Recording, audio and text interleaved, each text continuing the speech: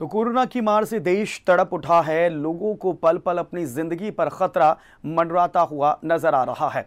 मुश्किल के इस दौर में जहां कई लोग इंसान और इंसानियत को बचाने के लिए अपनी जिंदगी को भी ताक पर रख रहे हैं, वहीं कुछ ऐसे लोग भी हैं जो आपदा में कालाबाजारी का अवसर तलाश रहे हैं। एक तरफ जहां मरीजों को एक एक सांस के लिए मजबूर होना पड़ रहा है, वहीं मौत के ये सौदागर चंद मुनाफे की खातिर लोगों की सांसों का सौदा कर रहे हैं। हिंदी खबर आज कुछ ऐसे ही काले चेहरों को बेनकाब करने जा रहा है। आप भी देखिए बुलंदशहर से हमारे संवाददाता साजिद सैफी की ये एक्सक्लूसिव रिपोर्ट। देखिए। हिंदी खबर पर आज कोरोना काल के काले चेहरे होंगे बेनकाब। आपको अंदर तक हिला देगा ऑपरेशन आपातकाल। एम्बुलेंस सेवा बनी मोटी कमाई का जरिया।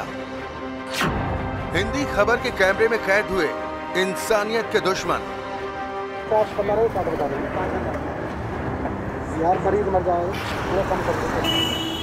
हिंदी खबर आज कुछ ऐसे काले चेहरों को बेनकाब करने जा रहा है जो कोरोना आपातकाल के दौर में चंद मुनाफे की खातिर लोगों की जिंदगी का सौदा करने से बाज नहीं आ रहे। भीषण कोरोना काल में जहां लोगों की जान पर हर पल संकट बना हुआ है, ऐसे में ये मुनाफाखोर चंद पैसों की खातिर कैसे अपना ईमान बेच रहे हैं।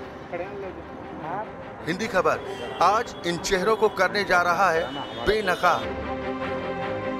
बुलंदशहर से हमारे सहयोगी साजिद सैफी का ये खुलासा आप देखेंगे तो आपके होश भी फाख्ता हो जाएंगे। जब जिंदगियां अस्पताल में अंदर या बाहर पड़ी हुई सिसक रही हो और हर ओर से दर्द भरी चित्कारों की आवाजें आ रही हो, ऐसे में आप एक इंसान से, खासकर उससे जो किसी भी आपातकाल सेवा में है, क्या उम्मीद रखते हैं? जाहिर है आपका जवाब होगा मदद की। लेकिन हिंदी खबर ने बुलंदशहर में जो पड़ताल की, वो ना सिर्फ आपके होश उड़ा देगी बल्कि आपको दांतों तले उंगली दबाने पर भी मजबूर कर देगी। जब सांसें टूटने लगे, एक अदद सांस के लिए ऑक्सीजन अंतिम विकल्प बनने लगे, ऐसे में मरीज को दरकार होती है अस्पताल पहुंचने की। तीमारदार को लगता है कि मुश्किल की इस घड़ी में अस्पताल तक पहुंचाने के लिए एम्बुलेंस की सेवा टूटती सांसों को एक उम्मीद दे सकती है। लेकिन एम्बुलेंस सेवा के नाम पर कुछ काले किरदार अगर सौदेबाजी करने लग जाएं, एम्बुलेंस सेवा को मोटी कमाई का जरिया बना लिया जाए, तो इन हालात में मरीजों की जान को सिर्फ भगवान का भरोसा रह जाता है। हिंदी खबर की टीम ने उन तमाम चेहरों को अपने कैमरे में कैद किया है जो इन बुरे हालातों में भी आपदा में अवसर तलाश रहे हैं। ऑपरेशन आपातकाल। ऑपरेशन आपातकाल के तहत हिंदी खबर की टीम जब बुलंदशहर के खुर्जा में स्थित कैलाश हॉस्पिटल के बाहर खड़े एक एम्बुलेंस चालक के पास पहुंची तो कैमरे में कैद हुआ ऑपरेशन आपातकाल का पहला किरदार। एम्बुलेंस चालक को जब हमारे संवाददाता ने कोविड पेशेंट को मेरठ ले जाने की बात कही तो पहले तो एम्बुलेंस चालक ने अपने मालिक को फोन लगाया और फिर 12,000 रुपए की डिमांड कर दी। अब आप सोचिए कि बुलंदशहर से मेरठ तक मरीज को ले जाने का किराया 12,000 रुपए। एक गरीब आदमी जिसके पास ना तो आमदनी का जरिया ही बचा है और ना ही जेब में पैसे, वो कैसे अपने मरीज को अस्पताल तक पहुंचाएगा?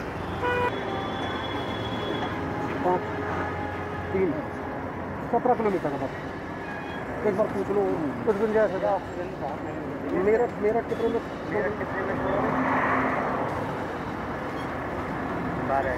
12,000 कम नहीं हो पाएगा। पेशेंट मर जाएगा, आपको एम्बुलेंस चला के थोड़ा सा देख लो, पूछो।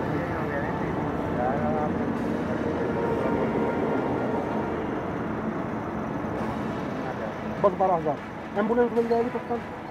अपना नंबर दे दोगे? अपना नंबर दे दो।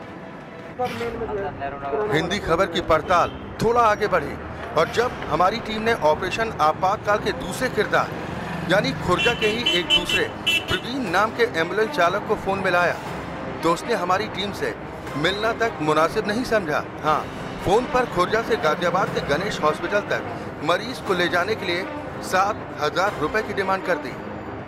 जब हमारी टीम ने मरीज की गंभीर हालत का हवाला दिया तो ऑपरेशन आपातकाल के इस दूसरे किरदार ने फोन कट कर दिया। भैया जो है ये पेशेंट हमारा गणेश गाजियाबाद छोड़ दो आप।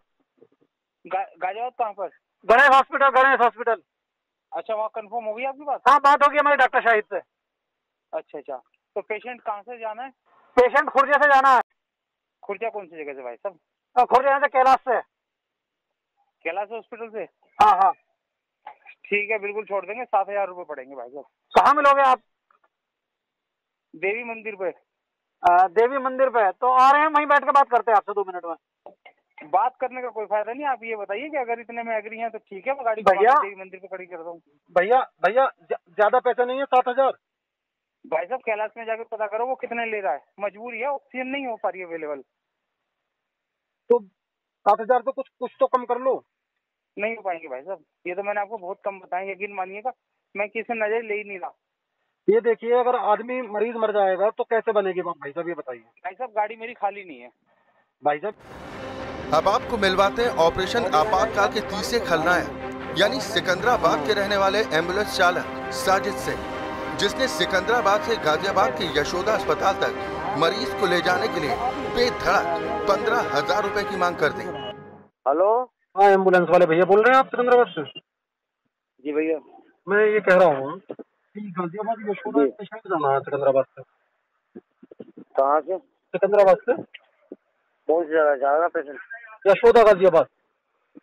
कौन से हॉस्पिटल से हैं? सिकंदराबाद घर से जाएगा गाजियाबाद से। अच्छा भैया, कोविड है कैसा पेशेंट? हाँ, मतलब दिक्कत बता रहे हैं, वहीं जांच होगी, जांच में दिक्कत बता रहे हैं। ऑक्सीजन पे? ऑक्सीजन पे जाएगा। हाँ, ऑक्सीजन पे है ना? हाँ। ऐसा सिलेंडर बहुत महंगा आ रहा है। सिलेंडर पहले वक्त तो मिलने को तैयार नहीं है। अच्छा। अब सिलेंडर ले भी रहे ना, सिलेंडर कम से कम 5,000-7,000 रुपए का सिलेंडर है। क्या करना बताओ? कितने रुपये आप लेंगे यशोदा गाजियाबाद? यशोदा के भाई साहब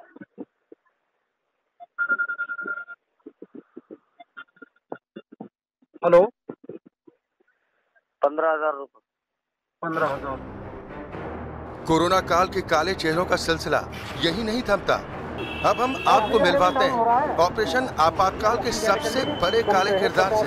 अमानवीयता ऐसी कि किसी का भी मन गुस्से से भर जाए। अब जरा इनकी करतूत भी जान लीजिए। बुलंदशहर के कालाअहम नुमाइश फ्लाईओवर के पास खड़े इस एम्बुलेंस चालक ने तो सारी हदें ही पार कर दी। बुलंदशहर से गाजियाबाद के यशोदा हॉस्पिटल तक मरीज पहुंचाने के नाम पर इन जनाब ने 20,000 रुपए की मांग कर डाली। हमारी टीम ने जब मरीज के गंभीर होने, ऑक्सीजन लेवल कम होने का हवाला दिया तो ऑपरेशन आपातकाल के सबसे बड़े खलनायक ने मनमाना किराया और बढ़ा दिया। 20,000 यशोदा के ऑक्सीजन पे कुछ करना होगा।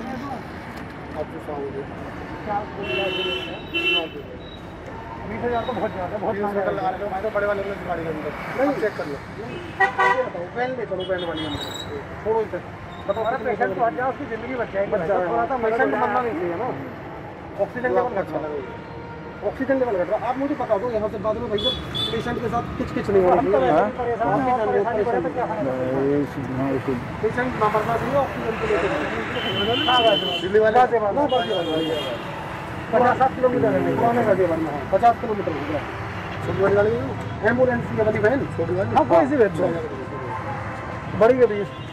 हिंदी खबर की टीम ने बुलंदशहर नगर, सिकंदराबाद और खुर्जा के कई एम्बुलेंस चालकों से फोन से बात की, जबकि कई एम्बुलेंस चालक से हम खुद जाकर मिले।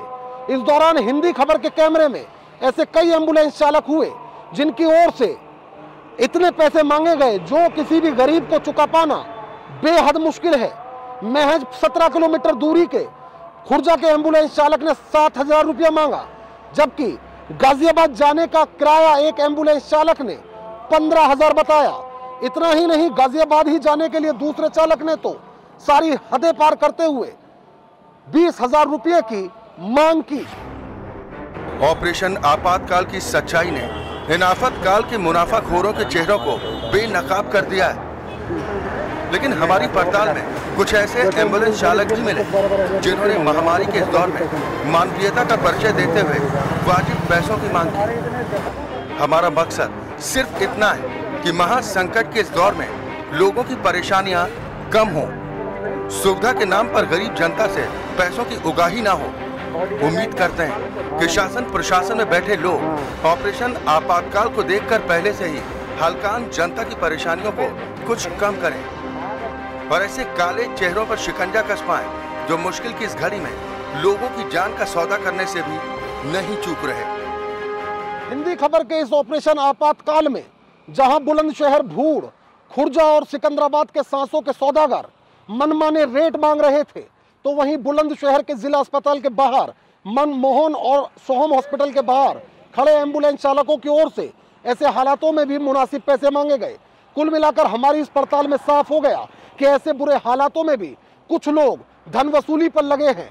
कुल मिलाकर देखने वाली बात यह होगी, हमारी इस पड़ताल को देखने के बाद प्रशासनिक अधिकारी इस पर किस तरह संज्ञान लेंगे और आखिर मनमानी करने वाले लोगों पर कब तक और कैसे नकेल कसी जाएगी। खुर्जा से सहयोगी शमसुद्दीन और वीडियो जर्नलिस्ट सुलेमान जायसवाल के साथ मैं साजिद सैफी, हिंदी खबर।